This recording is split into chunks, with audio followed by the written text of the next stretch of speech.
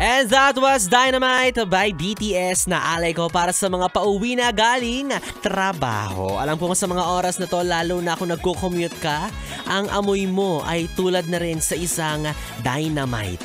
Sumasabog. Kaya para sa mga pasaherong nakakapit sa bus, MRT, LRT at jeepney, kuya, konting baba po ng braso kasi yung mitya ng pasabog parang nasa kilikili mo.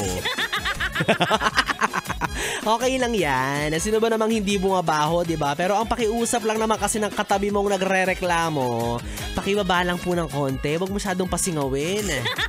Malayo pa raw yung uuwian niya, baka mahilo siya. Wala pa hindi siyang baong Bonamil. O ayan, hi hello sa mga yes friend natin na pauwi na, ingat ka. At hi hello rin sa mga nakatutok pa rin sa 101.1 Yes FM na talaga namang ang lakas ng radyo. Oo, pasabog, lumalagabog ang tunog. Kagaya na lamang ni DJ Ganda Wanda na nakikiusap ngayon, i-shout out ko raw siya. Nakakala mo naman talaga. Wala siyang sariling mikropono at oras para batiin yung sarili niya sa radyo. Oh, hi sa'yo DJ Ganda Wanda. It's such a privilege na mabati kita. Kainis.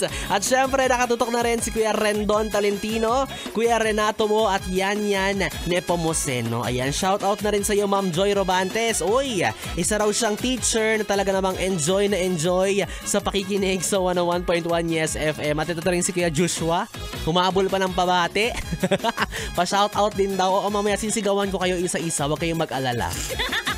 O dahil dyan, dahil mukhang na-enjoy nyo ang ating tugtugan, ang ating nakakaindak na masarap sabayan ng hataw na sayawan. Kaya naman iyugyug mo pa ang iyong katawan dahil sabi nga ng BTS, we don't need permission to dance. Nakasama mo ang bibi mo sa radyo, DJ B-Boy Bibo. Magkasama at magkarinigan tayong muli Lunes hanggang Biyernes, 9pm to 12 midnight para sa ating BB Time. At para naman sa extended na kulitan, makakasama niyo po ako tuwing araw ng Sabado, 2pm to 6pm. Dito pa rin at dito ka lang sa istasyong tanggal limot ang problem, ang 101.1 Yes FM. Happy weekend!